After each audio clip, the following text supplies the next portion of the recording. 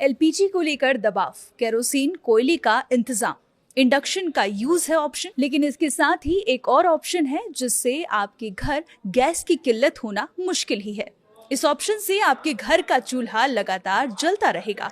LPG induction के अलावा वो तीसरा विकल्प क्या है, जानेंगे इस वीडियो में। मैं हूं आपके साथ पल्लवी त्रिपाठी और आप देख रहे हैं न्यूज़ 18 का डिजिटल प्लेटफॉर्म। पेट्रोलियम और प्राकृतिक गैस मंत्रालय ने माना कि एलपीजी को लेकर दबाव है, लेकिन साथ ही अपील की गई कि घबराहट में बुकिंग न करें। मंत्रालय ने यह भी बताया कि एलपीजी पर दबाव कम करने के लिए वैकल्पिक इंतजाम भी किए जा रहे हैं। इनमें केरोसिन की सप्लाई बढ़ाना और कोयले का इंतजाम करना भी शामिल है। लेकिन फिलहाल हम बात कर रहे हैं पीएनजी की। जिसके घर में पीएनजी, न उसे गैस के लिए दर दर भटकना होगा और न ही उसे गैस की कमी होगी। ऐसा कैसे? इसके 3 खास कारण हैं। पहला, दोनों ही गैस के डिस्ट्रीब्यूशन प्रोसेस में मूलभूत अंतर है।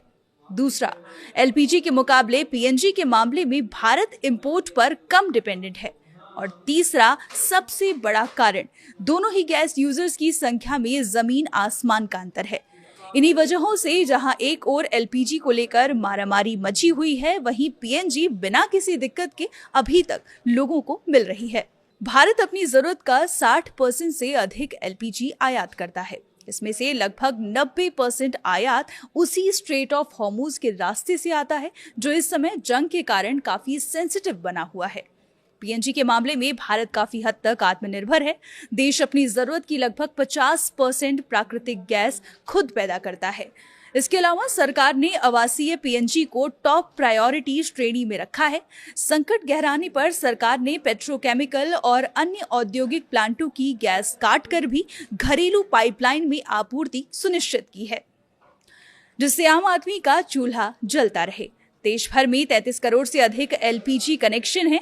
इतनी बड़ी आबादी की मांग को पूरा करने के लिए आपूर्ति श्रृंखला में मामूली सी बाधा भी तुरंत बड़े संकट में बदल जाती है। इसके मुकाबले पीएनजी का नेटवर्क अभी केवल 1.5 करोड़ शहरी घरों तक ही सीमित है।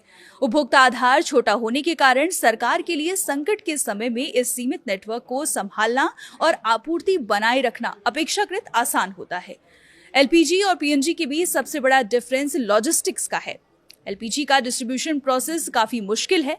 बंदरगाहों से गैस बॉटलिंग प्लांट तक आती है, फिर सिलेंडर भरे जाते हैं और फिर सिलेंडर लोड कर गोदामों तक पहुंचाए जाते हैं, जिसके बाद गोदामों से लोगों के घरों तक डिलीवरी होती है। इस पूरी प्रणाली में कहीं भी थोड़ी सी भी दिक्कत आती है तो एलपीजी की सप्लाई पर बुरा असर पड़ता है, जिससे किल्लत हो सकती है। जबकि पीएनजी अंडरग्राउंड स्थायी पाइपलाइन नेटवर्क के जरिए सीधे किचन तक पहुंचती है।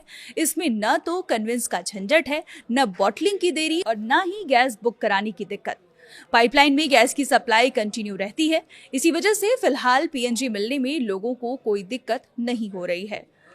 आप एलपीजी का इस्तेमाल करते हैं या पीएनजी का? हमें कमेंट कर जरूर बताएं। फिलहाल के लिए इतना ही। देखते रहिए न्यूज़ 18।